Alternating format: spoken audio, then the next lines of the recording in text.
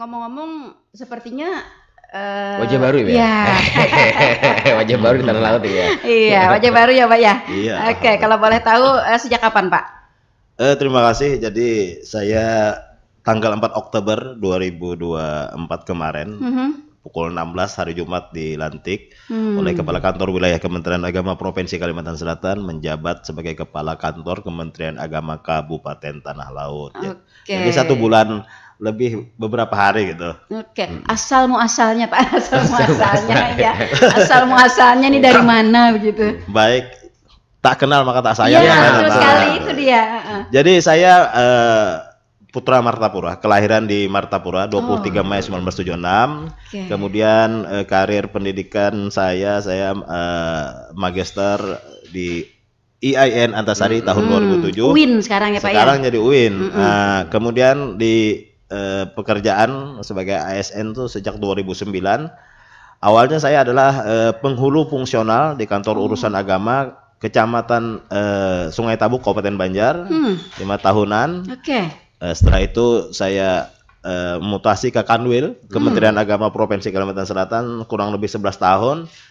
Baru alhamdulillah 1 bulan sekitar 7 hari kurang lebih saya bertugas di Tanah Laut. Baik, kami mewakili seluruh kru Tuntung Panang FM mengucapkan selamat dan sukses Pak. Amin, terima kasih. Menjadi Kepala Kantor Kementerian Agama Kabupaten Tanah Laut. Semoga lancar dan juga betah, amanah. Amin ya Allah. Terima kasih doanya. Oke, dan kata orang Pak, ketika sudah merasakan daerah Tanah Laut, minum banyunya, hirup udaranya, dan berkawan lawan orang-orang Tanah Laut yang sangat familiar dan baik hati serta ramah tamah, ini akan menjadikan Bapak nanti teringat selalu dengan Tanah Laut dan kayaknya berat untuk meninggalkan gitu. Iya. Oke, dan ternyata beliau mengawali karir beliau sebagai seorang penghulu. Ya, berkaitan dengan tema yang kita bahas pada hari ini. Ini berarti sudah mendalami dan menghayati dan senior ya. Betul sekali ya. Tema yang kita bahas pada pagi hari ini, saudara pendengar, penguatan peran penyuluh agama dan penghulu di wilayah Kabupaten Tanah Laut. Oke. Baik, keluarga ikut ke sini kan Pak ya? Kebetulan keluarga tidak ikut karena istri saya juga bekerja berkarya sebagai guru dan kepala sekolah di SMPN 3 Gambut Kabupaten Banjar. Anak-anak saya ada yang kuliah, ada yang sekolah dan di dekat rumah sekolahnya. Jadi enak aja. Oke, artinya bila dipelihari berarti bujang lokal. LDR bukan saya. Oke, mudah-mudahan lancar semuanya Pak ya. Amin. Iya, meskipun terpisah tapi jiwa aja yang terpisah ya. Hati tetap bersatu dengan istri dan anak-anak. Oke, baik. Saya panggilnya Pak Hairudin ya Pak ya. Betul. Oke. Pak Hairudin, kita mengetahui bahwa peran penyuluh agama dan juga para penghulu di semua wilayah itu sangat penting. Ya.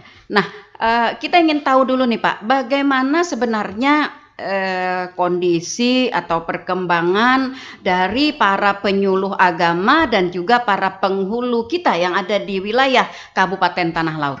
Silahkan Pak. Baik, terima kasih. Jadi deskripsinya penghulu dulu ya. Penghulu di Kabupaten Tanah Laut ini kita kan punya di sini ada 11 kecamatan. Jadi setiap kecamatan tuh reratanya tuh 2 penghulu, Bu. Reratanya 2 penghulu. Setiap KUA yang ada di Kecamatan Laut itu reratanya 2 penghulu. Jadi penghulu itu yang diberi tugas tambahan sebagai kepala KUA. Jadi kepala KUA itu adalah penghulu yang diberi tugas tambahan. Nah, ditambah lagi dengan penghulu yang fungsional penghulu. Jadi penghulu sejak tahun 2011 itu semuanya pegawai negeri sipil, Bu. Nah, jadi kalau dulu ada istilah penghulu kampung. Iya betul. Nah, dulu kalau di Jawa tuh apa mudin apa sebagainya itu. Itu di Kalimantan Selatan dan beberapa provinsi itu sudah semua adalah pegawai negeri sipil. Sudah tidak ada lagi maksudnya. Sudah tidak ada lagi penghulu kampung. Nah, jadi masyarakat kalau ada penghulu-penghulu yang bukan pegawai negeri sipil itu tanda kutip penghulu liar ya. Nah, itu. Jadi makanya kenapa nikah sekarang ini kadang-kadang ada nikah siri apa sebagainya. Nah, itu memang kadang-kadang menggunakan jasa mantan penghulu kampung atau orang yang apa namanya bukan pegawai negeri sipil, bukan petugas yang resmi, itu maksud saya. Kemudian kita alhamdulillah di Kabupaten Tanah Laut ini juga ada penghulu yang P3K Bu nanti. Nah, ada penghulu P3K. Jadi itu apakah yang dari 24 orang atau tambahan dari 24 orang tadi, Pak? Bukan, tambahan nanti, tambahan. Tambahan. Dan kita kemarin diminta untuk juga mengusulkan untuk CPNS ini kan Tanah Laut alhamdulillah dapat porsi kalau tidak salah 3 CPNS penghulu. Nah, itu tambahannya. Insya Allah hasil rekrutmen CPNS penghulu tahun ini yang sudah baru saja selesai itu insya Allah nantinya apa namanya ada 3 jatah di sini. Itu dalam rangka memperkuat kekurangan penghulu kita yang ada yang sudah hampir pensiun, kemudian ada yang sudah hampir ada yang juga yang sakit-sakitan seperti itu. Nah, jadi peran penghulu itu sebenarnya bukan sekedar pengadministrasi pencatatan nikah saja. Jadi penghulu itu juga bisa sebagai fasilitator bimbingan perkawinan. Nah, ada lagi BRUS, bimbingan remaja usia sekolah.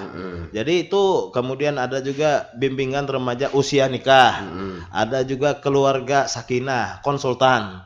Nah, jadi kemudian ada mediator, mediator keluarga. Itu penghulu juga berperan sebagai itu. Selain itu, dalam konteks penyuluh, penyuluh ini juga berperan seperti itu. Selain dia memberi pencerahan, penerangan, ya kan, penyuluhan kepada masyarakat tentang hal-hal keberagamaan, mereka juga punya tugas. Sejak tahun 2001 kemarin itu ada tugas tambahan itu juga sebagai fasilitator yang menjadi mediasi kepada masyarakat untuk mensosialisasikan diantaranya adalah pencegahan dan percepatan penurunan angka stunting. Nah, jadi kita lebih kepada dulu ada nawacita ya. Nah, sekarang ini ada hasta cita dan sebagainya. Nah, termasuk penanggulangan kemiskinan. Nah, jadi tidak bergerak pada sektor agama saja. Tetapi juga bergerak pada sektor sosial, kultur, budaya, termasuk pemberdayaan ekonomi dan pelestarian lingkungan hidup. Jadi sangat luas sebenarnya. Tugas penyuluh ini. Nah, juga dikuatkan dengan penghulu. Dan mereka dibintek, Bu. Jadi ada kompetensi dasar begitu ya. Betul. Ada kompetensi dasar, kompetensi teknis. Betul. Nah, lalu apa Pak bedanya penghulu dengan penyuluh? Apakah penghulu otomatis sebagai penyuluh atau penyuluh bisa menjadi penghulu atau bagaimana? Iya. Baik, dalam aturan yang ada di Kementerian Agama itu penyuluh memang berbeda dengan penghulu. Nah, cuma tugas-tugasnya ada tugas khususnya. Seperti penghulu itu tugas khususnya mereka adalah pengadministrasi pencatatan nikah. Jadi dalam konteks nikah ada di situ konsultasi, ada pencatatan nikah, ada melaksanakan praktek pernikahan, melayani masyarakat yang nikah, ya kan. Kemudian mereka itu sampai saat ini aturannya KMA-nya itu penghulu itu bisa diberi tugas tambahan sebagai kepala kantor urusan agama. Nah, oleh karena itu kepala kantor urusan agama itu pasti dipastikan otomatis berarti ya? Dipastikan laki-laki. Nah, karena penghulu itu tidak ada yang perempuan. Nah, begitu. Kemudian kalau penyuluh itu dia tugas fungsinya adalah diantaranya memberikan penyuluhan kepada masyarakat, sektor keagamaan.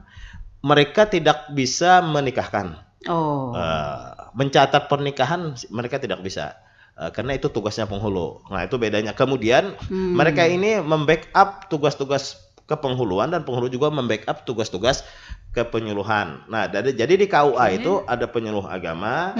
Nah, kemudian tadi tambahan-tambahannya mereka itu kalau ada penasihatan perkawinan di KUA, maka yang memberi nasihat perkawinan itu bukan saja penyuluh, tetapi bisa juga penghulu. Karena mereka itu dibintek ada bimbingan teknisnya. Dan alhamdulillah di Kabupaten Tanah Laut ini tidak kurang dari 62 orang itu sudah punya sertifikat Tapi variasinya macam-macam.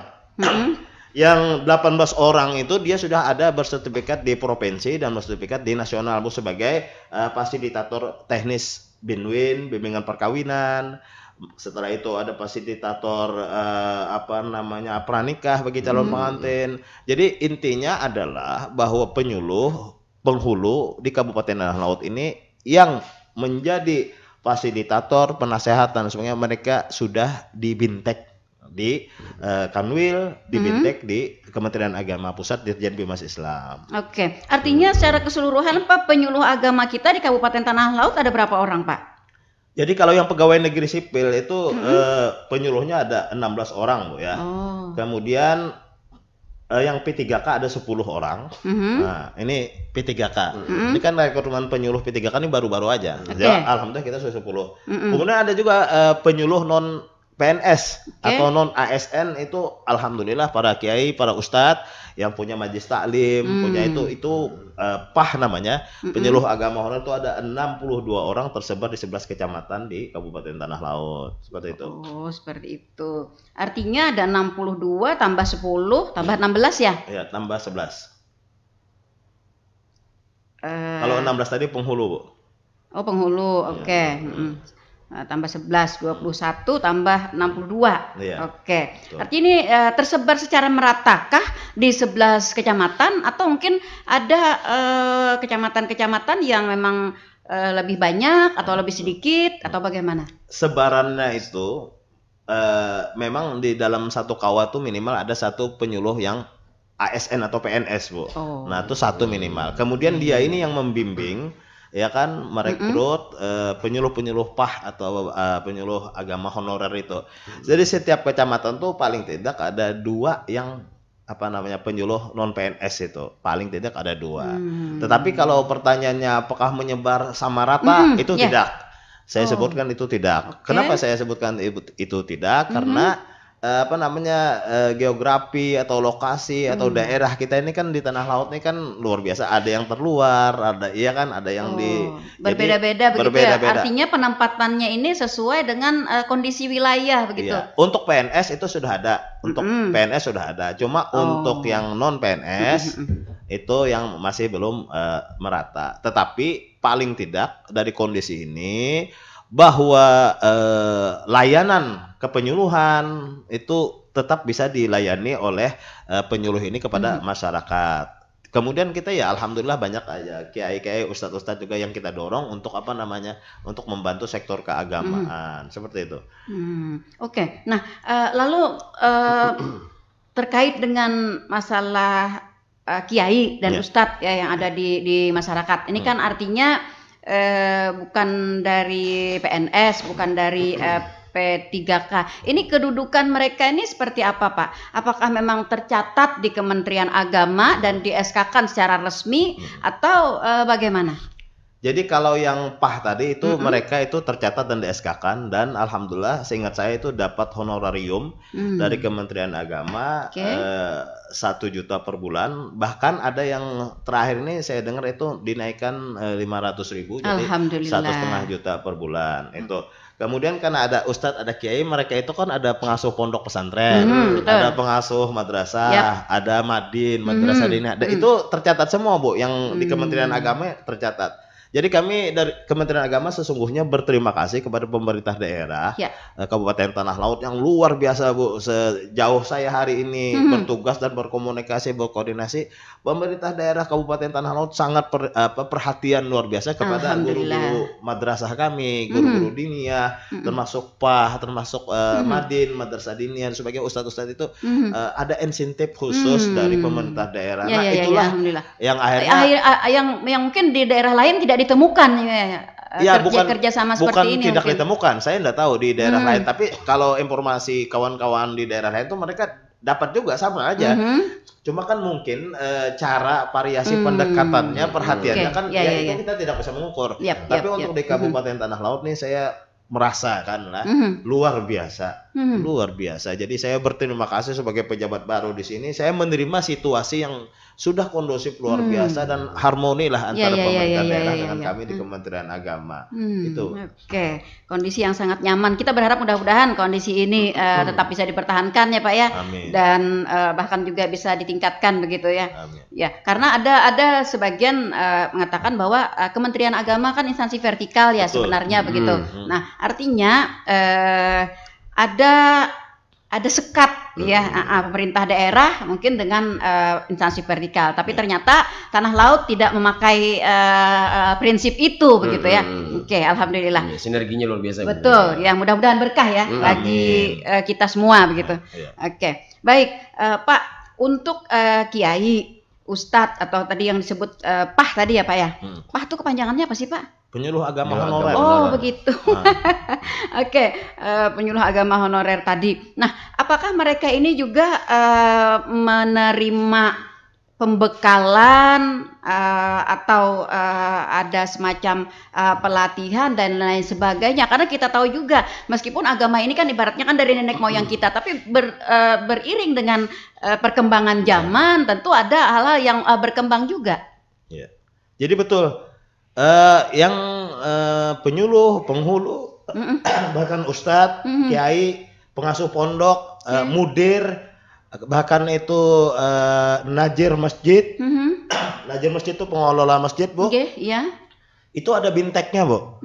Jadi bintek artinya mereka bukan sekedar jadi najir secara tradisional turun-temurun, tetapi mereka itu kami undang. Biasa di level kabupaten kota sesuai anggaran dan program kerja setiap tahun.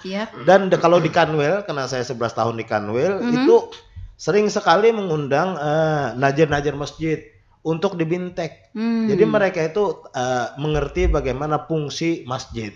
Nah, hari ini kan masjid di Kementerian Agama itu masjid di Kabupaten Tanah Laut dan Kalimantan Selatan itu ada yang disebut masjid ramah anak, ada ya kan, mungkin tidak ditemukan dulu masjid ramah anak, yang tahunya orang kan masjid jami ya kan, masjid besar, masjid besar itu masjid Tuha aja pada juga masjid Tuha, masjid Tuha aja, Tihang Guru ya, betul. Nah jadi kita sudah luar biasa 10 tahun terakhir ini. Ada masjid ramah anak, ada madrasah ramah anak. Nah itu, jadi oleh karena ada lingkungan masjid hijau gitu. Ya, masjid itu. Oleh karena kalau pertanyaannya apakah mereka tuh terbintek, itu mereka dibintek. Nah, cuman kalau acara undangan di Kanwil itu terbatas.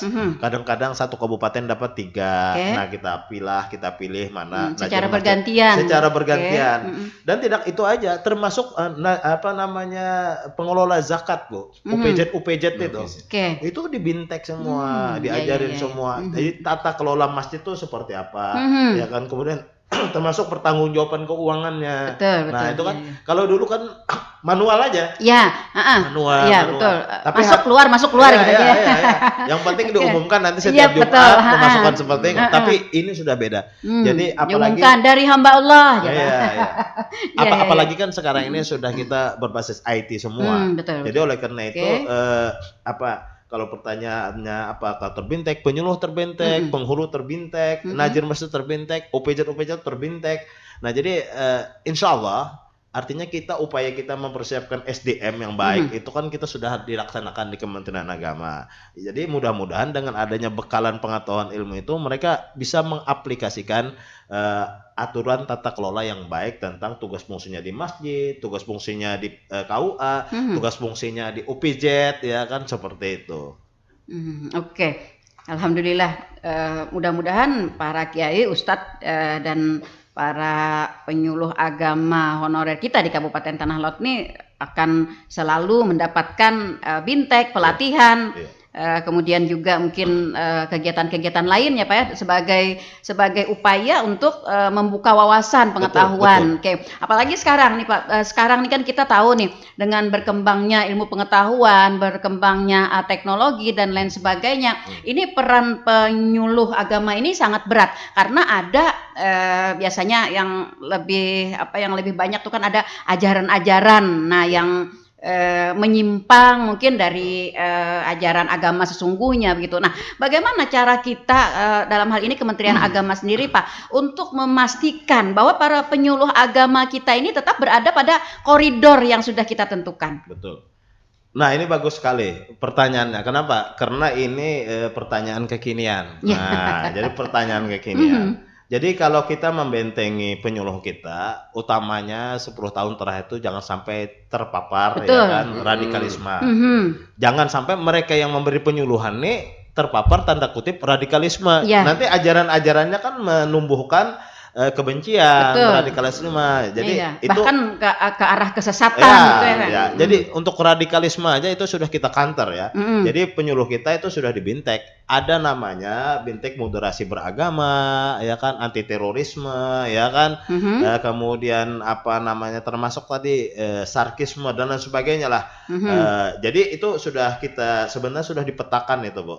Jadi 10 tahun terakhir ini itu sudah dipetakan mana penyuluh khatib termasuk ya, khatib termasuk mana yang kira-kira narasi khutbahnya itu menimbulkan keresahan dan sebagainya, itu sudah kita bina, sudah kita sampaikan. Tetapi apakah itu memang ada peluang tadi? Tetap ada peluang itu. Betul. Apakah dengan itu kita dapat memastikan begitu? Iya, yang itu tidak bisa dipastikan, Bu. Karena orang sama dengan saya berbicara seperti ini kan, apalagi konsepnya tidak punya konsep misalnya, nah itu bahaya lagi. Jadi saya pengalaman dulu jadi khatib di satu instansi pemerintah, misalnya di Polda ya. Itu kan kita khutbah kita kan dicek dulu. Nah, naskahnya ya kan. Nah, itu saya bertanya dengan ada salah satu profesor yang pernah khutbah di Istana Merdeka. Itu katanya naskahnya itu diukur, kata-katanya apa, narasinya apa, durasinya berapa. Itu memastikan. Nah, untuk di masyarakat ini kan kita memang tidak spesifik seperti itu memeriksanya. Cuma sudah kita bintek, sudah kita kanalisasi, kita petakan. Jadi yang ada terindikasinya tuh kita bina, ya kan, kita sampaikan supaya tidak seperti itu lagi. Tetapi alhamdulillah sampai hari ini saya di Kabupaten Tanah Laut ini kasusnya belum pernah mendengar. Saya ini bukan saya ini sebulan pertama tuh keliling masjid, Bu. Keliling masjidnya seperti ini, bukan saya jadi khatibnya, bukan. Saya jadi jamaah. Jadi saya dengan pakaian. Ajar kenal aja dulu gitu ya, Pak ya, untuk tahap pertama. Ada tawaran khutbah sudah saya nanti dulu. Masjid-masjid besar misalnya itu ada nanti dulu saya. Kenapa? Saya mau mendengar ya khatib di sini tuh seperti apa, cara bacaan seperti apa. Jadi menggunakan kata-kata apa begitu ya. Khawatirnya kita nanti ada kata-kata yang bias ya, yang menimbulkan pemahaman yang berbeda-beda dari masyarakat. Nah, tadi dalam konteks pertanyaannya adalah bagaimana mengantisipasi ajaran aliran sesat dan sebagainya. Nah, di sini kan sudah ada timnya dari Pakem, dari Kejaksaan dan sebagainya, maksudnya itu. Kami juga ada tim, ya kan? Kami ada tim.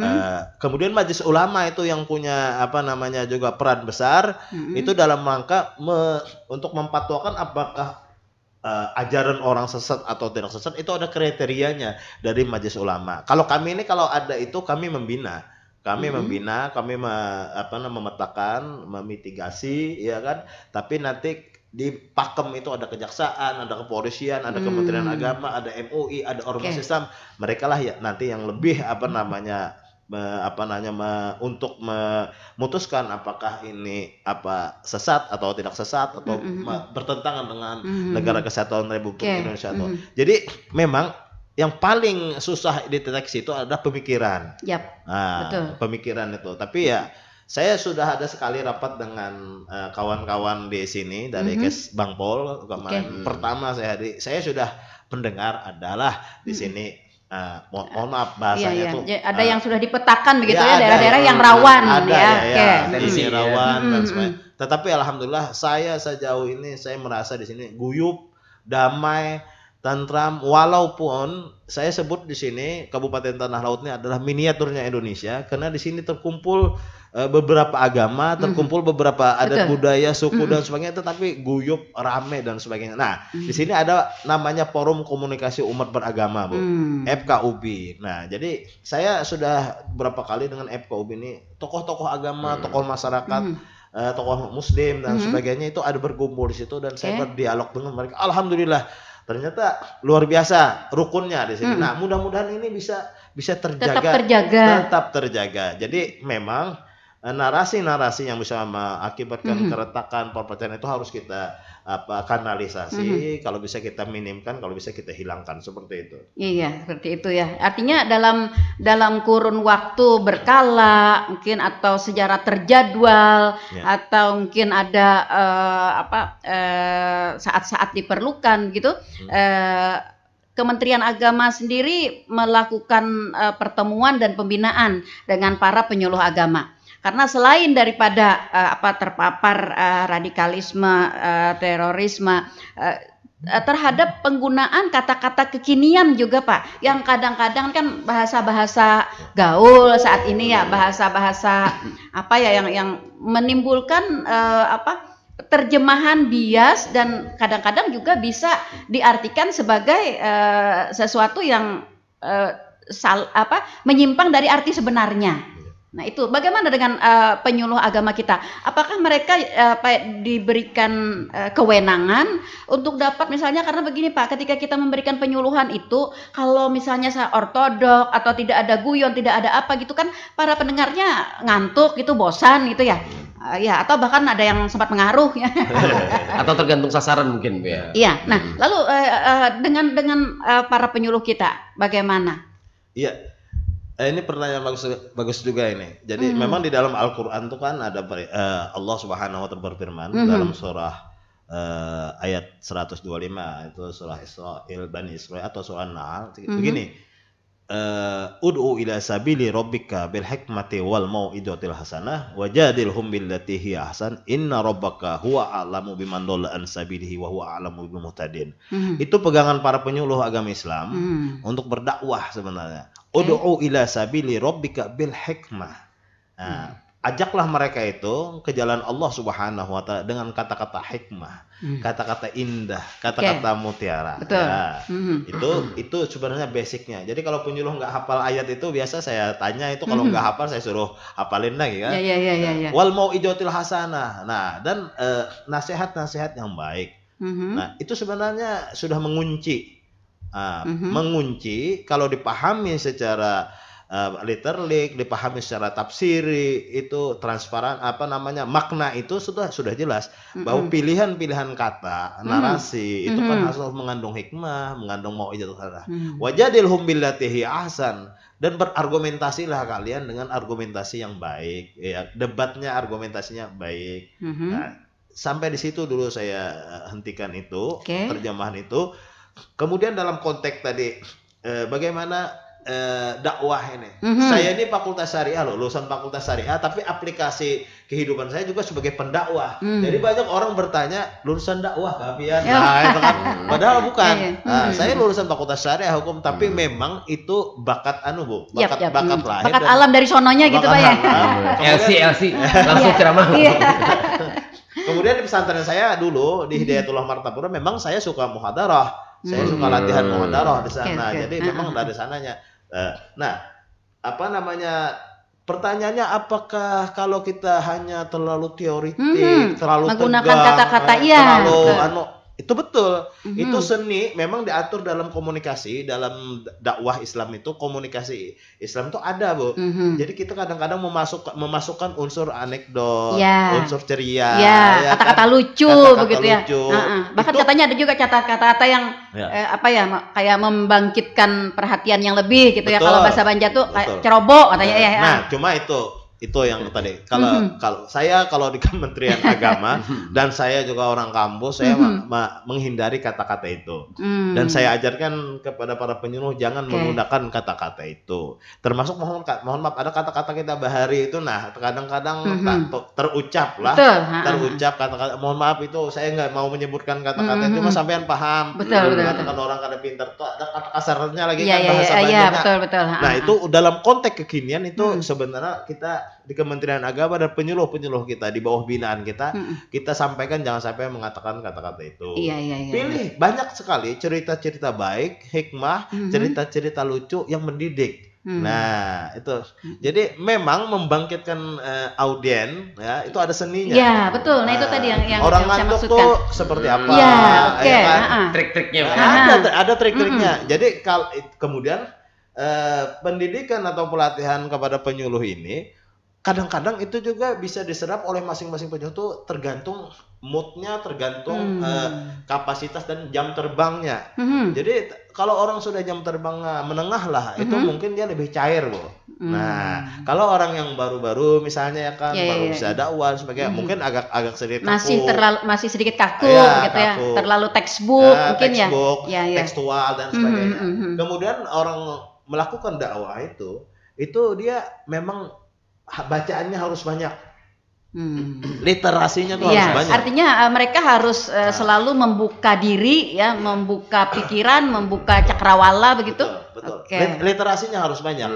Saya sering mendengarkan ada juga senior saya tuh ceramah. Memang beliau tidak terlalu lucu-lucu, tidak terlalu, tapi karena bacaannya banyak, ya kan kita mendengarkan tuh asik. Wah, ini belum pernah dengar aku materi ini. Bagus, sistematis. Nah, jadi cara menarik itu macam-macam dan itu tergantung audien, Bu. Kalau audiennya orang masyarakat di kampung itu suka yang lucu-lucu biasa. Betul. Nah, kalau audiennya orang pejabat misalnya itu ada juga sih lucunya dikit-dikit gitu lucunya sedikit tapi muatan nilai itu harus banyak. Nanti kalau kita kaku itu mohon maaf, kenapa jadi pendakwah yang viral saat ini itu kan pasti menggunakan trik-trik kata-kata yang yang sesuatu tambahi lagi betul. Nah, itu kan masih positif aja. Bukan menggunakan kataan tambahi lagi itu karakteristik ciri khas seseorang. Saya dulu mengidolakan Kiai Zainuddin MZ ya. Makanya saya alhamdulillah pernah bertemu dengan beliau tahun 2004 dan berfoto dengan beliau, fotonya besar di rumah saya pampang. Karena saya waktu SD itu suka mendengarkan ceramah-ceramah beliau itu. Itu idola saya kalau dalam ilmu retorika ya. Jadi beliau tuh memang lihai. Megang mikrofonnya tuh beda, Pak. Kalau sampean lihat kelihatan ya. Kelihatan bedanya. Jadi orang yang sudah dan sistematis luar biasa, menyentuh luar biasa. Nah, model-model kayak gitu memang sulit ditemukan di Indonesia ya, walaupun ada anak beliau kan ada Ustadz Fikri Haikal itu kan, tapi kan tidak seperti beliau juga. Betul. Tapi insya Allah kalau lama-lama bisa jadi seperti beliau juga kan jam terbang. Serupa tapi tak sama ya. Tapi karakter suaranya nggak mirip juga ya. Sudah karakter suara sudah agak mirip ya. Identik, tapi kan jam terbang. Betul. Nah, jadi kembali kepada penyuluh kita, memang kalau kita di Kementerian Agama kita sudah sampaikan kita menghindari kata-kata yang bisa multidimensi ya, seperti multi pemahaman, apalagi ada arah-arah yang bisa negatif. Nah, itu cuma kita tidak bisa mengontrol, karena itu misalnya live kan. Itu iya betul sekali. Live saya sering sudah punya naskah ya kan, tetapi karena situasinya berbeda, maka saya di luar bisa menyimpang ya dari naskah. Di luar naskah atau konteks itu tergantung audiens. Pengembangannya, Pak ya. Iya, harus ada dikembangkan. Jadi tidak selalu harus seperti apa yang di naskah itu. Jadi ada seni, Bu, membangkitkan, membangunkan orang yang ngantuk ya kan, supaya orang lebih semangat. Itu memang ada seni dan triknya. Artinya maksud saya para penyuluh agama kita diberikan kompetensi untuk seni ini, maksud saya gitu. Betul. Bahkan ada juga penyuluh kita tuh yang bahasa kampung tuh hebat belelang, Bu. Nah, lelang itu belilil. Di sini saya enggak tahu, cuma kalau kan lelang saprah amal, warung amal seperti itu kan. Tablik akbar, saya membangun satu masjid, kemudian ada lelang, ada air tawar, telur, apa betul ya. Nah, itu kan tidak semua penyuluh punya kompetensi keahlian seperti itu. Public speaking ya. Iya, public speaking. Saya pun enggak pernah belelang itu. Karena itu harus menguasai pantun harus pede, terbang. Nah, itu seperti itulah. Dan kemudian juga ada di Kalimantan Selatan ini dakwah itu kan bukan sekedar lewat majelis ceramah, khutbah, ada lewat kesenian, ada madihin dan sebagainya. Cuma saya belum ketemu lagi di tanah laut ini ada penyuluh yang menggunakan media madihin itu sebagai alat penyuluhannya. Kalau di Kanwil kan sudah saya ketemu yang menggunakan media itu. Karena dakwah itu kalau kita telusuri dari historinya itu kan Sunan Kalijaga ya kan, Wali Songo itu kan menggunakan media wayang. Bermula dari media seni Itu juga menunjukkan bahwa bahwa dakwah itu bagi penyuluh utamanya itu kan tidak terlalu kaku. Betul. Nah, tidak terlalu Iya. kaku. Hari ini kita dakwahnya dalam kamar Iya. bisa, Bu. Betul, Ya kan? betul. Melalui media sosial. Iya, Gitu. betul. Karena zaman dahulu katanya gitu, kata nenek moyang kita gitu, kalau disebut ngumpul gitu ya, masyarakat ngumpul, kita akan ada ceramah agama atau ada dakwah, masyarakat agak enggan. Tetapi kalau dibalut dengan seni budaya gitu, maka akan lebih tertarik gitu. Lebih cepat datangnya. Betul sekali. Oke. Baik, Pak, kita ke suara pendengar. Siap. Ada banyak nih Pak suara pendengar kita ternyata. Oke, yang pertama ada rekan Subhan di Plehari. Selamat pagi. Nanya Pak, aturan baru infonya katanya tidak bisa nikah di hari libur. Nah, bagaimana penjelasannya ini Pak? Ya. Oke, apa mau ditanggapin satu-satu atau nanti saya bacakan semuanya satu-satu dulu ya? Ya, satu-satu. Oke, baik, silakan. Baik, terima kasih Pak Subhan di Tanah Laut ya tadi ya. Iya, katanya ada aturan baru lebih ya. Ya, ada aturan baru katanya. Memang ada aturan baru bahwa KUA itu tidak bisa melaksanakan di kantor. Tapi ini sudah kita klarifikasi ya kan, bahwa layanan kepada masyarakat itu tetap bisa dilaksanakan. Layanannya tetap bisa dilaksanakan. Nah, nanti ini Pak Prof Menteri yang baru ini, kami juga ingin mengklarifikasi, karena ini nikah ini se-Indonesia, se-Indonesia bukan di Tanah Laut aja. Jadi statuta atau aturannya atau keputusan Menteri Agamanya itu berlaku seluruh Indonesia ya. Nah, jadi aturan itu memang viral, Pak, viral di media sosial, saya lihat di TikTok apa semua. Tapi insya Allah layanannya tetap ada. Nah, misalnya Pak nikah di rumah hari Minggu, rata-rata kan orang ya kan pagi Minggu kemudian langsung ya orang kampung kita betatai hari itu juga kan banyak. Insya Allah layanannya tetap ada. Cuma ya memang rasional lah, kalau di kantor itu kan kalau hari Minggu udah ada pencatatan apa sebagainya. Nah, sistem pencatatan sudah sejak tahun 2017. Makanya itu ada sistem namanya Bu, aplikasi SIMKAH namanya. Jadi nikah itu enggak manual lagi, Pak. Mas Subhan. Jadi nikah itu harus diinput di aplikasi SIMKAH, Sistem Informasi Pernikahan. Apabila syarat ketentuan yang ada di dalam menu itu tidak bisa terpenuhi, maka otomatis nikahnya tidak bisa dilaksanakan, apalagi buku nikahnya tidak bisa terbit. Nah, seperti itu. Jadi saya belum membuka ya aplikasi SIMKAH yang terbaru, karena setiap ada aturan baru itu aplikasinya akan berubah juga. Nah, misalnya kayak dulu Undang-Undang Nomor 1 Tahun 1974 itu kan usia nikah minimal itu untuk perempuan 16 tahun. 16 tahun ya. Laki-laki 19 tahun. Iya. Nah, sejak tahun 2019 lahirlah Undang-Undang 16 2019. Nah, itu yang merevisi pasal ayat 7. Pasal 7 ayat A itu merevisi, akhirnya perempuan bisa 19 tahun.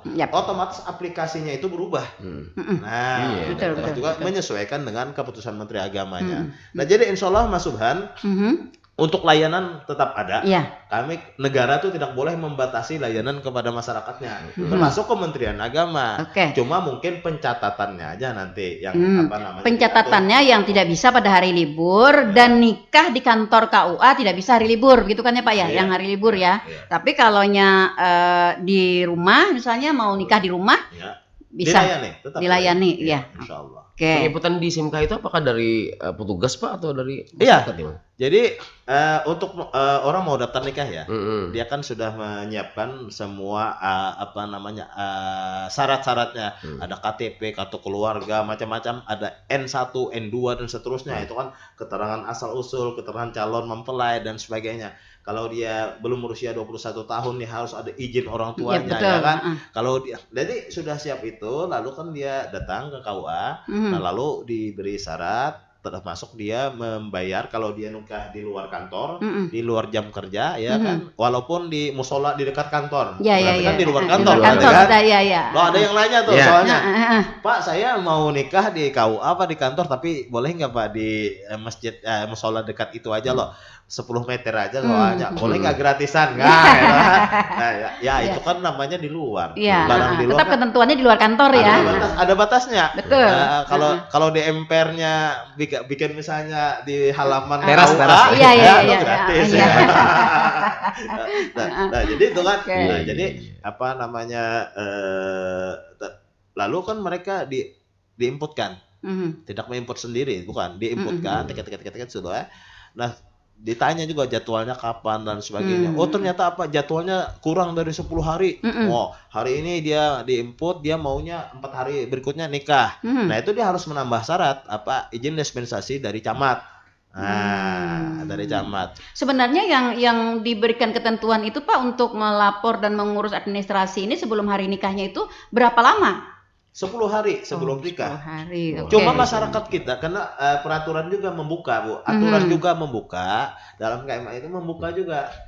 Apabila, nah itu bunyinya seperti ini ya, yang saya simpulkan, apabila masyarakat ingin melaksanakan pernikahan kurang dari 10 hari, maka dia harus mendapat izin atau dispensasi dari camat setempat. Nah, jadi dia ngurus lagi, Bu. Nah, lalu diupload. Kalau tidak ada itu, nah, termasuk apabila usianya kurang dari usia minimal 19 tahun. Nah, sekarang kan maka dia harus menyertakan dispensasi dari pengadilan agama. Nah, ngurus lagi. Jadi itu mekanismenya di KUA itu ketika dia sudah syaratnya semua lengkap, kita kita input, kemudian usianya kurang, ternyata kurang usianya, maka akan timbul penolakan untuk melaksanakannya. Nah, dari penolakan itu ada N-nya namanya, itu yang dibawa oleh calon pengantin ini ke pengadilan untuk mendaftarkan izin dispensasinya. Jadi kalau dia nggak bisa cat ini langsung ke pengadilan, Pak, karena saya kurang usia, lalu saya ingin dispensasi, nggak bisa, harus ditolak dulu oleh KUA. Jadi dia prosedurnya daftar dulu. Jadi berdasarkan penolakan itu ya? Iya. Itu jadi Mas Suhan insya Allah terlayani aja, tidak mengganggu stabilitas layanan. Iya, karena begini Pak, kadang-kadang masyarakat kita itu kan kalau bahasa Banjarnya tuh orang berhitung hari Pak. Jadi berhitung hari. Jadi kada peduli apakah itu hari kerja atau hari Minggu begitu. Nah, kemudian juga berdasarkan budaya masyarakat kita, bila hari Minggu itu kan baru peraya begawian. Nah, lalu hari Minggu itu yang lebih banyak. Jadi artinya jangan khawatir ya, rekan Subhan akan tetap terlayani ya. Hanya saja tidak bisa untuk nikah gratis di kantor kalau hari libur seperti itu ya. Oke. Baik, dapat dipahami berarti. Mudah-mudahan nanti ya ini ada perkembangan. Kami masih berkoordinasi itu supaya ini tanda kutip ya. Gara-gara ada aturan itu lalu masyarakat ada salah paham. Kira-kira nggak bisa. Nah, kalau nggak bisa itu akhirnya apa? Nikah di bawah tangan marah. Nah, iya betul. Kita hajar ke kantor. Nah, itu kan. Nah, jadi kami ini masih berkoordinasi dengan kementerian. Apakah itu nanti harus direvisi? Karena masih memungkinkan untuk direvisi supaya jangan menimbulkan tadi multi penafsiran, pemahaman, apalagi ribut kan di masyarakat. Tapi konsepnya adalah Kementerian Agama tetap melayani masyarakat, termasuk orang yang berhitung tuh. Pernah mau saya orang dari penghulu tuh orang yang berhitung tengah malam nikahnya, tapi kami tetap terlayani, tetap dilayani. Karena itu waktu yang bagus katanya menurut hitungan, hitungan nama apa gitu ya. Dan itu kita menerima, Bu. Menerima orang yang memakai hitungan, ya kan kita menerima. Kami ini melayani, insya Allah tetap sesuai dengan aturan dan syaratnya. Apabila masalah berhitung ada yang subuh, subuh betul. Karena ada pemikiran Pak, ada banyak masyarakat ini katanya dilarang pernikahan jadinya di hari libur gitu tanggapan masyarakat. Ya, itu memang itu yang saya dengar di TikTok itu dan media sosial lainnya. Ada pertanyaan itu. Tapi ya insya Allah kalau konteks pelayanan tetap terlayani lah, jangan khawatir musibah. Baik, dapat dipahami ya. Yang kedua ada rekan Ikhwan di Maluka. Maaf ikut nimbrung, apakah penyuluh agama yang ditunjuk Depak ketentuannya PNS atau umum Pak? Bagaimana teknis penunjukan oleh Depak terhadap penyuluh agama ini? Depak nih orang Bahari ini Depak. Ya, Depak di Bahari. Jadi Mas Ikhwan, Maluka tuh daerah mana tuh ya? Kurau Pak. Pulau Sari ya. Di Maluka. Terima kasih pertanyaannya, baik sekali. Jadi memang penyuluh ini tidak ditunjuk, Bu. Tidak ada penunjukan penyuluh. Jadi penyuluh itu memang diumumkan rekrutmen penyuluh agama honorer secara transparan dan terbuka. Kemudian untuk penyuluh agama Islam yang pegawai negeri, ASN, ya kan, ada PNS, ada itu diumumkan secara terbuka. Mereka punya ketentuan syarat sesuai masing-masing. Nah, mungkin yang ditanyakan ini untuk PAH, penyuluh agama honorer. Nah, penyuluh agama honorer ini ada syarat-syarat ketentuannya yang berlaku. Nah, misalnya minimal pendidikannya adalah SLTA sederajat misalnya, ya kan. Yang kedua ada aktivitas penyuluhannya. Seperti dulu kan ada guru ngaji, ya kan. Guru ngaji rumah ke rumah aja itu bisa kita jadikan penyuluh PAH. Kemudian kriterianya ada rekomendasi, ya kan. Kita kan mungkin tidak bisa mendeteksi secara dalam seseorang ini, tetapi rekomendasi dari orang atau pimpinan terdekatnya atau tuan gurunya, kepala desa misalnya, dan sebagainya, itu kan itu yang jadi kalau memenuhi syaratnya nanti bisa kita datang ke konsultasi di KUA pun bisa nanti Pak Ikhwan, KUA sampai yang terdekat itu bisa bertanya. Dan penyuluh itu ada periodenya, ada durasinya. Ada durasinya. Tidak semua orang tuh selamanya jadi PAH. Tidak. Ada durasinya, ada ketentuannya. Nanti secara rinci bisa ditanyakan di KUA terdekat. Kenapa? Karena bisa aja orang itu tidak aktif, Bu. Kita evaluasi. Nah, ada evaluasi. Jadi rekrutmennya itu bukan ditunjuk, tapi artinya sukarela boleh gitu ya Pak ya. Misalnya saya atau rekan Iwan misalnya nih baru tamat dari pendidikan keagamaan misalnya ya. Kalau disebutkan di sini misalnya minimal SLTA tadi ya, anggaplah misalnya derajat. Nah, lalu kita merasa ingin mengaplikasikan ilmu pengetahuan kita melalui penyuluh. Nah, saya berarti bisa datang secara sukarela ke KUA atau ke Depak begitu ya Pak? Dengan melengkapi persyaratan-persyaratan yang tadi Pian sampaikan. Bisa seperti itu. Setiap saat atau ada batas waktunya atau bagaimana begitu? Jadi kalau setiap saat tidak, Bu. Karena ini PAH ini tergantung dengan anggaran. Karena dia dapat insentif. Ya kan? Jadi itu tidak bisa orang hari ini mau jadi penyuluh datang ke KUA besok di SKK itu dia tidak bisa. Makanya rekrutmennya terbuka. Nah, kita umumkan ya kan di KUA tuh di situ misalnya di kecamatan A ini memerlukan PAH-nya 3 orang. Ya kan misalnya ya. Nah, itu diumumkan direkrut ya. Kemudian yang sudah ada definitif 3 orang, kemudian ada yang meninggal. Nah, kan perlu ditambah lagi. Jadi tidak semua orang bisa jadi penyuluh. Dan ada skala prioritas. Skala prioritas itu kalau tadi minimal SLTA sederajat, pesantren dia madrasah aliyah itu minimal. Tapi kan ada misalnya S1 fakultas dakwah misalnya. Wah, jurusan komunikasi. Wah, itu kan berarti secara pendidikannya itu pas sudah ya kan. Nah, itu pasti ada skala prioritas. Nah, jadi kita utamakan atau lulusan Salatiyah di Saudi Arabia misalnya. Salatiyah itu memang SLTA aja, Bu. Ma'at Salatiyah di SLTA aja. Tapi kapasitas kemampuan SLTA-nya luar biasa. Nah, itu kan kita lihat juga kiprahnya di dunia dakwah, punya majelis taklim sudah, misalnya, itu sangat bagus. Nah, itu kan ada skala prioritas. Jadi memang PAH yang ada ini ada rekrutmennya tuh masuk kepada saring menyaring dan sebagainya. Artinya rekrutmennya itu nanti akan diumumkan begitu ya, diumumkan kepada masyarakat, kemudian masyarakat mendaftarkan diri, nanti ada seleksi. Berapa orang yang dibutuhkan dan daerah mana yang memerlukan. Betul. Seperti itu. Nah, lalu satu kali ditetapkan sebagai PAH tadi itu untuk waktu berapa lama, Pak? Ada batas waktunya kah gitu? Ya, kita ada evaluasi minimal 2 tahun sekali itu dievaluasi, Bu ya. Yang tadi dalam rangka mengisi, nggak tahu dalam perjalanan 2 tahun ini kan. Tetapi itu regulasinya berlaku itu adalah edaran dari Direktorat Penerangan Agama Islam di Jakarta di Kementerian Agama. Jadi kita mengikuti aturan itu dan itu update terus, Bu.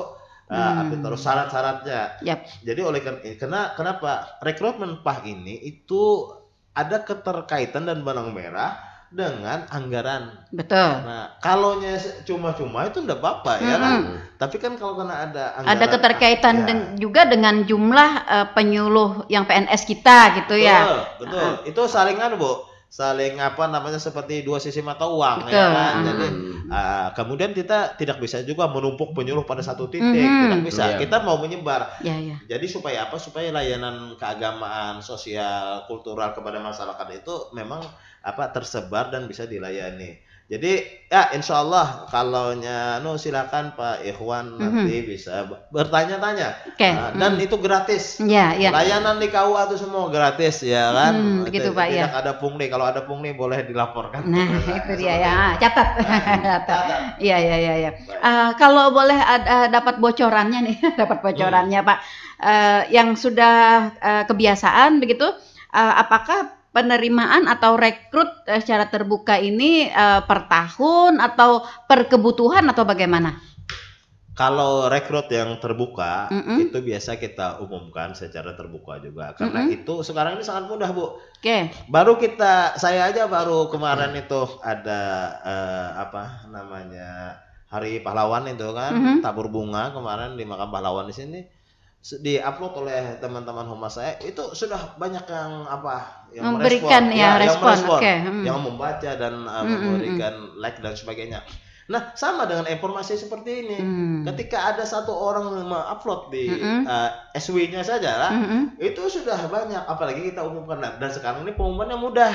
Orang tidak harus datang ke KUA untuk melihat pengumuman, ya kan di media sosial sudah ada. Nah, jadi kemudian apakah setiap tahun untuk PNS ya, untuk ASN itu kan sekarang ini dalam undang-undang ASN itu rumahnya. Betul. Di dalamnya ada PNS, ada P3K. Nah, itu pasti transparan, terbuka dan pengumumannya lama. Itu sudah. Ya, untuk yang PAH tadi, apakah setiap tahun itu tergantung kebutuhan anggarannya. Nauzubillah menjalik ya. Kalau ada yang misalnya mau mundurkan diri atau pensiun yang sudah PAH ini kan itu kan ada jatah honornya kan. Nah itu kan sayang kalau tidak dioptimalkan. Nah maka itu kita rekrutmen biasanya orang yang menggantikan beliau yang posisinya di kecamatan itu, ya kan, supaya memudahkan. Karena kalau mohon maaf di kecamatan Jorong misalnya domisilinya kita letakkan di kecamatan Pelehari aja sudah jauh, apalagi di perbatasan Pati situ. Nah itu kan tidak optimal. Kita nih maunya diutamakan adalah orang setempat begitu ya. Optimal, maksimal, kemudian tidak jadi beban bagi penyuluh ini untuk terbang jauh ke jarak yang didatangi itu. Nah itu yang bisa isi mengisi itu bisa itu dimungkinkan. Nah, kemudian kalau setiap tahun untuk PAH ini belum tentu. Sesuai kebutuhan berarti ya. Dalam hal evaluasinya Pak, apakah mereka akan memberikan laporan setiap waktu yang ditentukan oleh Kementerian Agama? Baik, jadi PAH ini punya laporan. Kami ngumpul setiap tanggal 17 Bu. Nah setiap bulan tuh ngumpul di kantor Kementerian Agama. Itu utamanya yang penyuluh PNS ya, kami ada rapat koordinasi kepala madrasah, ya kan, kemudian penghulu, kepala KUA utamanya, penyuluh dan ASN yang ada di Kementerian Agama Kabupaten Laut itu setiap tanggal 17 setelah upacara kita ngumpul. Kalau tanggal 17 hari libur, maka kita di hari Seninnya berikutnya seperti itu. Nah untuk evaluasi ada laporan. Jadi si penyuluh PAH ini dia melaporkan kegiatannya setiap bulan ke seksi Bimas Islam. Nah, kenapa? Kalau tidak ada laporannya, honornya nggak bisa dieksekusi. Ya kan seperti itu. Jadi memang ada laporan setiap bulannya. Dan mereka ini punya pokja, ada pokjaluh namanya. Kelompok kerja penyuluh itu ada anunya. Jadi kita enak berkomunikasinya. Kalau penghulu itu ada APRI, Asosiasi Penghulu Republik Indonesia Kabupaten Laut. Nah itu jadi dengan adanya organisasi-organisasi ini ya alhamdulillah artinya komunikasi lebih intens, lebih bagus, dan kemudian kita cuma mengirim info itu ke ke ketuanya aja, tolong di share, disebarkan di grup ini, sudahlah. Makanya tadi kalau ada rekrutmen itu sangat mudah diketahui. Iya. Artinya jangan khawatir akan tersebar sampai ke pelosok ya. Kalau untuk rekrut. Nah tadi saya masih ingin ke evaluasi tadi Pak. Ya, apakah tadi Bapak katakan 2 tahun paling tidak kita evaluasi. Kalau misalnya evaluasinya menunjukkan hal yang baik, berarti dia lanjut begitu ya Pak ya? Ya. Begitu lanjut. Ya, begitu lanjut. Nah, adakah batas atau begini, dalam hal apa seorang penyuluh berhenti jadi penyuluh? Ya, maksud saya apakah dibatasi oleh usia, ya, ataukah dibatasi oleh hal lain atau bagaimana? Ya. Jadi makanya saya bilang tadi tidak selamanya PAH itu bisa menjadi PAH, ya kan? Itu tergantung situasi dan aturan yang ada. Aturan yang ada itu bisa membatasi usia, tapi untuk PAH ini sebenarnya setahu saya itu tidak ada membatasi usia. Usia artinya selama evaluasi itu menunjukkan hal yang baik, itu bisa lanjut. Iya. Dan evaluasi itu kita lihat jejak digitalnya. Aplikasinya di lapangan, orang tuh bisa aja diberhentikan segera, karena dia misalnya terbukti secara sah dan meyakinkan, misalnya mengajarkan kebencian, mengajak anarkisme, itu bisa langsung Bu, dengan alat bukti itu. Tapi memberhentikan orang itu kan ada mekanismenya, ya kan? Tapi bisa langsung, nah seperti itu. Kemudian alhamdulillah jejak digital penyuluh di Kabupaten Tanah Laut ini selama ini setahu saya itu luar biasa. Plus minusnya ada, minusnya tuh ada, minusnya ada. Tapi tetap berada dalam kategori baik ya? Iya, artinya dalam kategori wajar, dalam kategori wajar. Jadi kalau sudah menengah itu kan kita bimbing lagi, kita guidance lagi kan. Ada warning ya. Ada lampunya kan? Iya. Ada lampunya. Dan dulu tuh alhamdulillah ya, malah kiai sepuh ini kan udah jadi PAH. Bagus itu. Karena kita mengambil berkah ilmunya, ya kan luar biasa. Jadi malah yang orang yang lebih tua ini kita harus ikut apa? Kalau saya aja ikut belajar lah dengan beliau seperti itu, ada berkah ilmunya. Betul. Kemudian tentu aja dia tidak segesit gerakan fisiknya itu dengan penyuluh-penyuluh muda, kan? Nah, makanya beliau kadang-kadang standby di rumah aja, jamaahnya yang datang. Atau diambilin malah.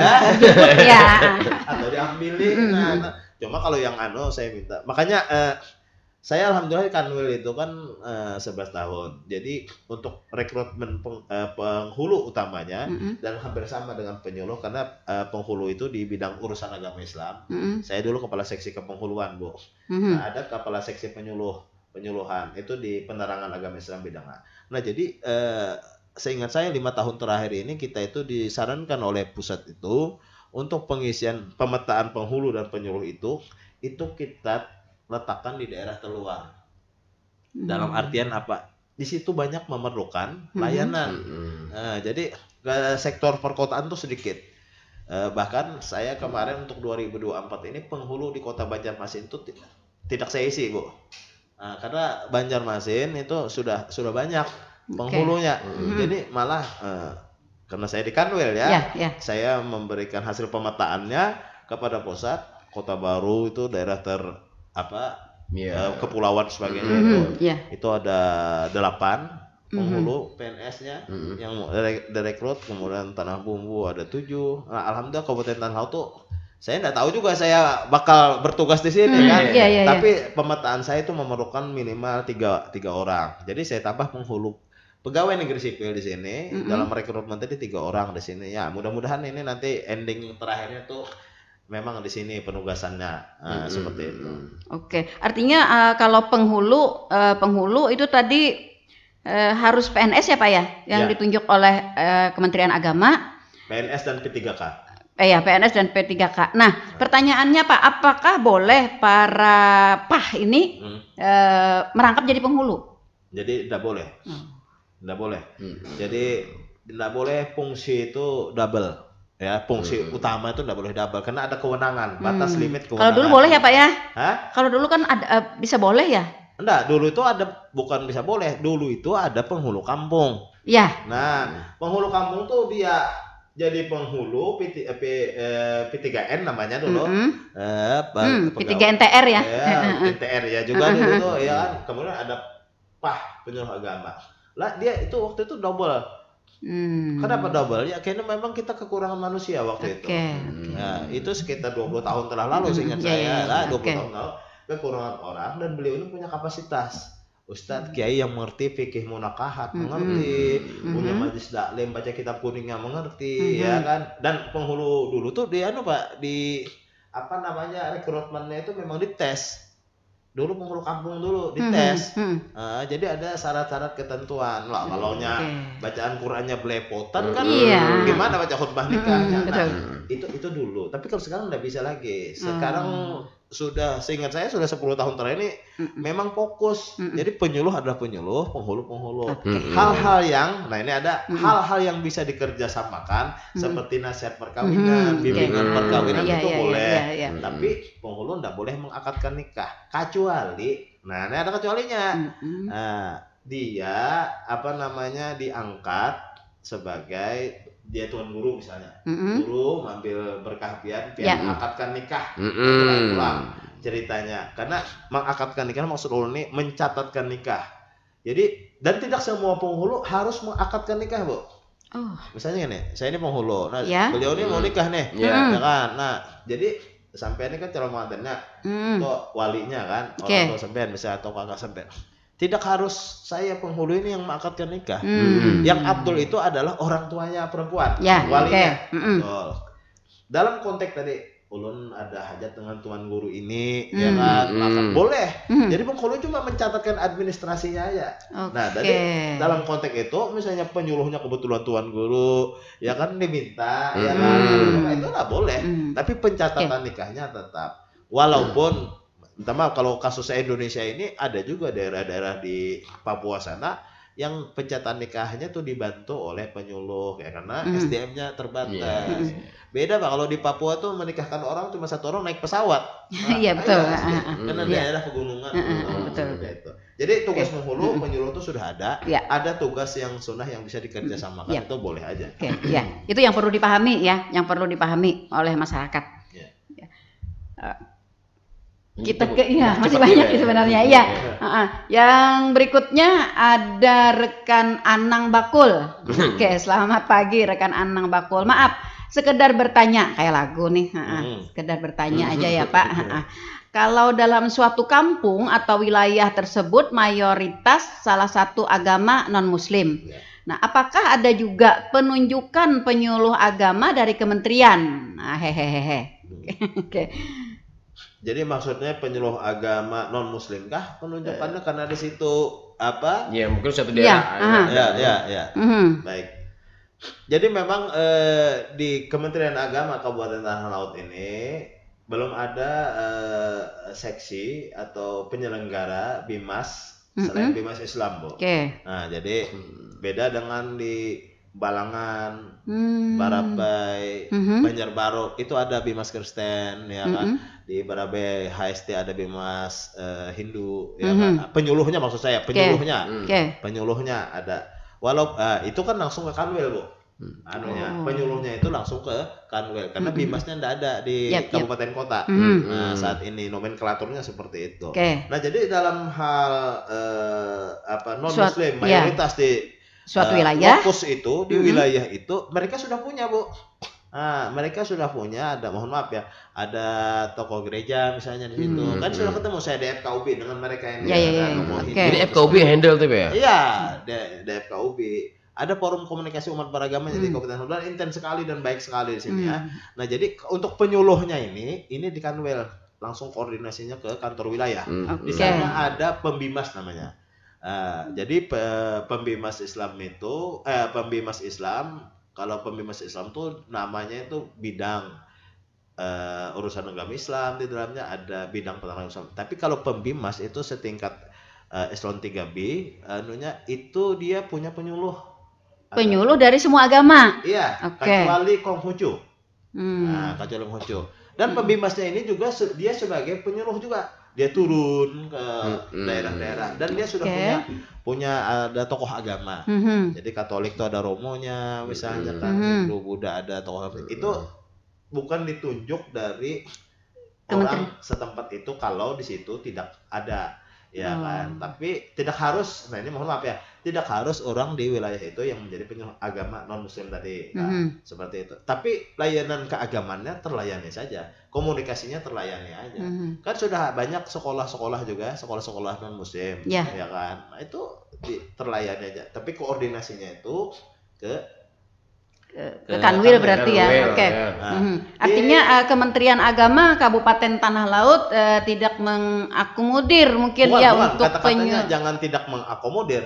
Iya kan. Untuk penyuluh agama lain gitu atau bagaimana? Bukan, jangan kata-katanya jangan tidak mengakomodir. Kami memfasilitasi. Oke. Ya. Makanya rekrutmennya juga kan bisa lewat sini rekomendasinya, Bu. Jadi bukan tidak mengakomodir. Artinya perpanjangan tangan gitu ya? Atau, kita memfasilitasi usulan dan kita merekomendasi, Pak. Betul. Nah, jadi kalau memang di satu titik di sini diperlukan misalnya penyuluh, saya sudah berbicara dengan ada tokoh Hindu, tokoh Buddha di sini. Nah itu kalau dia mau penyuluh, memang rekrutmennya di Kanwil, tapi rekomendasi kita, Bu. Dari kita gitu, karena wilayah-wilayah kita gitu ya. Kita memfasilitasi. Nah tapi nanti masalah honor, masalah apa itu kantor wilayah. Langsung dari kantor wilayah berarti. Bukan di Kemenak. Nah, kemudian tadi penyuluh-penyuluh agama mereka tuh kami punya, Bu, guru agama Katolik kalau tidak salah di Tanah Laut tuh dia di sekolah kita di sini. Ada 2. Nah, 2 orang, ada perempuan 1, laki-laki 1. Nah, itu kan memang rekrutnya pegawai negeri kan. Itu seperti itu. Jadi pada prinsipnya kita mengakomodir, kita memfasilitasi karena Kementerian Agama kan bukan Kementerian Agama Islam, Kementerian semua agama secara keseluruhan ya yang diakui oleh negara. Oleh karena itu Kementerian Agama tuh membuka ruang, memfasilitasi, mendorong, mendukung supaya semua pemeluk agama itu dia terlayani. Kalau memerlukan rekomendasi dari Kementerian Hutan Laut untuk menjadi penyuluh di agama tertentu, kita akan berikan seperti itu. Insya Allah Anang Bakul itu insya Allah terakomodir aja, tapi sesuai ketentuan dan kesiapan anggaran yang ada. Artinya ketika ada suatu wilayah yang mayoritas non-muslim yang merasa membutuhkan penyuluh agamanya begitu, silahkan untuk berkomunikasi dengan Kementerian Agama. Mengajukan dengan kami, tidak apa-apa, kita teruskan nanti. Kita rekomendasi ke Kanwil untuk diteliti. Biasanya nanti ada timnya kan, domisili apa sebagainya. Insya Allah lah baik-baik saja. Oke, seperti itu. Kita ke penanya berikutnya. Ada rekan Ijuh di Plehari ya. Oke, pertanyaannya bagaimana Pak kalau di suatu kampung itu ada tokoh masyarakat yang memang dituakan dan senior penghulu sejak zaman dahulu. Nah, kayaknya tidak afdol anggapan masyarakat kalau tidak dengan beliau menikahkan tadi itu Pak. Nah, bagaimana tanggapan pihak Kementerian Agama menanggapi masalah ini? Bagus sekali Pak Ijuh Plehari. Betul. Ini bagus Pak Ijuh. Jadi kita memang termasuk saya pribadi itu selalu menuakan orang yang tua yang lebih alim dan saya mengambil berkahnya kalau bahasa kampung kita di sini mengambil berkah. Dan boleh saja mengakadkan nikah beliau boleh sekali. Ya, kami Kementerian Agama, Kantor Urusan Agama, penghulu Kantor Urusan Agama itu cuma mencatatkan administrasinya saja. Jadi supaya clear masalah. Jadi kalau hajat calon mempelai atau walinya dengan siapapun selama sesuai ketentuan. Misalnya satuannya beragama Islam, adil, syarat-syarat seperti itu kan. Tercakupi lah syarat-syarat yang ditentukan untuk menjadi seorang penghulu gitu ya, untuk menikahkan. Bukan syarat untuk menjadi penghulu, syarat pengakad nikah. Untuk mengakad nikahkan. Ada syaratnya. Nah, jadi mohon maaf ya, orang Islam tidak boleh diakadkan walaupun orang tuanya sendiri, tapi dia non muslim tidak boleh. Atau misalnya tidak berakal gitu dalam kondisi sakit atau apa begitu ya. Nah, kalau sakit tuh masih ada ukurannya. Sakit ada ukurannya. Tapi kalau hilang akal, gila itu ada ukurannya juga. Jadi saya ini pengalaman saya pernah itu dibilang katanya walinya orang tuanya nih gila katanya. Nah, kami itu enggak sekedar mendengar keterangan itu. kita cek ke lapangan, lakukan pemeriksaan ya. Ternyata tidak gila, Bu. Cuman dia itu orang stroke waktu itu, kemudian kadang-kadang kencingnya itu nggak merasa dia merasakan. Saya tanya 1+1 berapa? 5. Bisa aja berarti kan nggak gila. Jadi Pak Ijo jangan khawatir. Kalau Abdul menurut sampean dengan tokoh masyarakat itu untuk mengakadkan nikah boleh, tetapi tetap nikah resmi, nikah sesuai dengan negara itu tetap dicatat oleh Kementerian Agama. Jadi kalau kada tercatat sidin menikahkan tapi kada ada mencatat, itu ngarannya nikah tidak resmi. Nah, itu yang kita harus waspadai. Nanti kalau nikah tidak resmi itu ada efek negatifnya sangat besar. Buku nikah tidak dapat, anaknya nanti tidak bisa bikin akta kelahiran, mau sekolah sulit, istrinya juga tidak dilindungi oleh negara. Kalau terjadi misalnya ada kematian di antara salah satu dua pihak itu, hukum warisnya seperti apa, ya kan, dalam hukum positif. Jadi sebenarnya negara ini ingin memberikan jaminan perlindungan hukum kepada masyarakat melalui nikah resmi itu. Jangan ada pihak-pihak yang terjolimi. Aman itu Pak Ijo. Artinya silahkan yang mengakadkan adalah tokoh masyarakat yang memang dituakan, senior, penghulu yang memang sejak dulu gitu ya. Tetapi administrasi pencatatan itu ya tetap melalui Kementerian Agama KUA ya. Jadi pendampingan Pak ya. Iya. Itu banyak Pak terjadi, betul. Ada habaib ini, maka boleh tetap kami di Banjarmasin juga. Anak dinikahkan oleh Habib jar ya kalau Pak. Nah, kebetulan Habib kan ada penghulu boleh aja. Mengakadkannya ya. Boleh. Asal ketentuan syarat sah nikah lengkapi. Artinya ketentuan itu tetap berlaku. Syaratnya kalau sidin sudah menganggap ini ulama sepuh, apalagi mantan penghulu bahari, ya kan itu ibaratnya tuh makan minum sidin itu sudah ilmu nakahat. Bagus. Iya. Oke, berikutnya ada rekan Anang di Pelehari Pak. Nah, cuman misal betakun hajapang Pak Ai, bagaimana tindakan Kementerian Agama terhadap misal ada penyuluh agama atau penghulu yang ditunjuk Kementerian Agama di suatu daerah ikut berpihak pendukung dalam sebuah gelaran pilkada. Misal aja Pak. Nah, seperti itu Pak. Makasih. Bagaimana Pak? Misal kejujuran bisa juga. Iya. Ini pintar nih Pak Anang. Ini kan update Pak dalam situasi kita pada saat ini. Iya. Dan itu tidak menutup kemungkinan. Iya. Jadi Pak Anang ini cerdas pertanyaannya. Betul. Misal aja. Iya, misalnya. Praduga tak bersalah. Nah, iya. Ini kan bahasa hukumnya seperti itu. Betul. Kalau bahasa agamanya husnuzon. Nah. Oke. Ini Pak Anang, kalau ada penyuluh, baik dia PNS atau ASN atau PAH itu terbukti terbukti secara sah dan meyakinkan kalau bahasa hukum itu ada dokumennya juga mungkin pasti kan itu silahkan. Kalau kami belum bisa belum bisa membatasi orang, ya kan. Cuma yang ada aturan bahwa PNS, ASN termasuk P3K harus dia netral. Itu jelas. Kemudian terbukti secara sah dan meyakinkan dia tidak netral, itu nanti yang memutuskannya tuh Bawaslu, ya kan? Badan Pengawas Pemilu kan. Nah, kalau kami ada laporan seperti itu dengan alat buktinya, kami akan investigasi secara internal, klarifikasi, bahasa agamanya tabayun ya, kita tanya betul kada sebagainya apa, kemudian ini ada dokumennya ini, kemudian nanti untuk menentukan dia itu terbukti, misalnya jadi anggota tim pemenangan, sukses, jurkam atau apalagi jurkam, karena penyuluh ya. Nah, itu silahkan nanti Bawaslu yang menilai. Nah, rekomendasi dari Bawaslu itulah yang kami jadikan dasar untuk diapakan orang ini. Ini sudah pernah terjadi Bu di kabupaten lain. Dulu Pilpres 10 tahun lalu itu dipanggil terbukti secara sah dan meyakinkan, padahal dia cuma kode aja ya. Kode aja, tapi kodenya itu dipotret dan diletakkan di media sosial. Nah, kemudian kodenya telak gitu ya. Posisinya sebagai kepala KUA waktu itu. Oke, artinya PNS ya. Iya.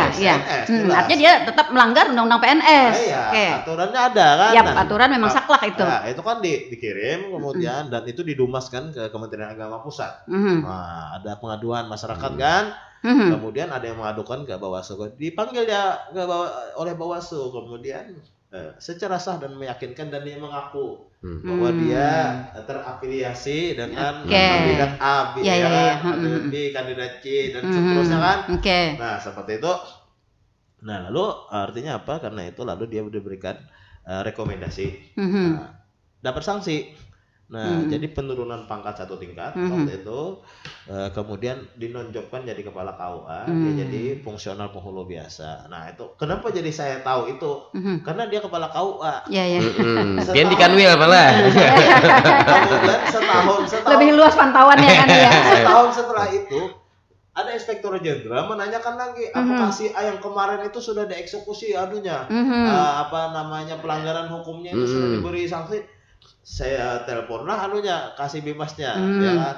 Katanya sudah Pak, diturunkan pangkatnya, dicopot jabatannya. Ya udah saya sampaikan. Nah jadi saldo temuan itu ya dari inspektor jenderal kalau tidak diselesaikan secara administrasi masih ada pertanyaan. Seharusnya waktu itu kepegawaiannya kabupaten itu dia di Dumas, memberikan laporan ya. Di Dumas itu dijawab bahwa sudah, tapi karena itu belum ada jawaban di Dumas itu, cuma tertulis saja ya kan. Nah jadi kadang-kadang dua laporan kita itu laporan berupa di online Dumas itu dan berupa soft kopinya. Nah kita kirim jadi supaya ya ibarat membelok tuh belok satu titik. Itu kemarin kita kirim dokumennya tetapi di sana tidak. Nah akhirnya ditagih orang. Itu yang sudah terjadi. Jadi Pak Anang, kalau misal pian itu kemudian memang ternyata terjadi ada begitu ya, ada mekanismenya. Nah ini PNS ya, ASN. Nah kalau PAH seperti apa? Nah PAH gimana? Pertanyaannya. Kan apa beda nih? Beda. PAH itu ada aturannya tersendiri karena dia itu adalah honor dan bukan P3K atau PNPN kan. Dia adalah honor lepas. Ini kan ada ketentuannya, tidak terikat pada ketentuan itu begitu ya, pada aturan undang-undang ASN seperti itu. Kira-kira selama tidak melanggar aturan yang ada itu kan bebas-bebas saja. Tetapi ada tetapinya, apabila memang posisinya itu hak asasi mereka kan, memilih pilihan atau memperpanjangkan pilihan asasi mereka. Tetapi apabila itu menimbulkan ini ya kan situasi yang tidak kondusif, itu bisa jadi bahan bagi kami untuk melakukan pertimbangan apakah ini untuk berikutnya kita lanjutkan atau tidak, seperti itu. Iya, dapat dipahami ya Pak rekan Anang. Bagi PNS dan ASN ya P3K itu saklek ya, memang ada undang-undang yang mengatur bahwa mereka harus netral begitu ya. Nah tetapi bagi penyuluh agama honorer PAH yang dari masyarakat tadi ya Pak ya, sebenarnya aturan yang mengikat terhadap ketidakbolehan itu tidak ada ya, tetapi tetap dipantau ya Pak ya untuk aktivitas dan pengaruhnya terhadap kondisi masyarakat. Seperti itu ya. Susah juga sih. Kan mereka dapat insentif dari pemerintah juga ada sesuatu. Selama itu mungkin tidak menimbulkan gejolak masyarakat ya. Mungkin Kementerian Agama masih toleransi ya. Bukan toleransi, memang kita sesuai dengan aturan. Ya, sesuai dengan aturan kita. Kami itu tidak ada istilah toleransi. Mohon saya ini suka ibu emang jebak juga Pak. Saya sengaja mancing Pak. Saya suka mengkanalisasi kata-kata supaya jangan bias kan. Oke Bu ya. Baik. Ternyata tidak terasa Pak waktu kebersamaan kita ya, bahkan sudah berada di zona yang sangat lewat ya. Seru sekali. Maaf ya Pak ya, 1 jam lebih jadinya Pak ya. Iya, saya sudah lihat tadi. Enggak apa-apa. Undangan jam 10 selesai Pak ya. Enggak apa-apa. Kita ini saya pribadi sudah mewakafkan diri untuk masyarakat tanah laut melayani lewat waktu nggak apa-apa. Ya, nah itu tadi Pak, karena kita juga ingin melayani kepada para pendengar kita. Betul. Begitu. Saya juga sudah beberapa kali melihat jam sudah lewat, tapi karena kita ingin melayani ya kepada para pendengar kita ya, maka saya mohon maaf sudah lewat waktu. Dan sebenarnya masih banyak yang ingin kita diskusikan di kesempatan pagi hari ini ya, namun karena waktu yang membatasi kita, maka kita harus mengakhiri bincang-bincang kita di kesempatan pagi hari ini. Pak Kakan, kami terima kasih atas kebersamaan sama-sama Pak di kesempatan pagi hari ini, dan semoga apa yang kita perbincangkan menjadi pembuka wawasan pengetahuan bagi para pendengar kita, khususnya masyarakat Kabupaten Tanah Laut tercinta. Dan mohon maaf jika ada yang kurang berkenan di hati. Kita juga berharap pada suatu ketika di suatu masa kita bisa berjumpa kembali. Amin. Izinkan saya memohon maaf kepada warga masyarakat Tanah Laut dan audien atau pendengar radio LPPL Radio Tuntung Pandang FM Tanah Laut. Kalaupun saya ada kata-kata yang salah yang perlu diklarifikasi, saya terbuka. Tetapi inilah apa yang dapat saya sampaikan. Kurang lebihnya saya mohon maaf. Semoga Tanah Laut ini selalu guyup, damai, tentram, bahagia, masyarakatnya happy dan bahagia. Terima kasih. Baik, terima kasih para pendengar yang sudah berkontribusi bersama kami, para pendengar yang selalu setia stay tune di 102,3 LPPL Radio Tuntung Pandang FM, radio kebanggaan kita bersama.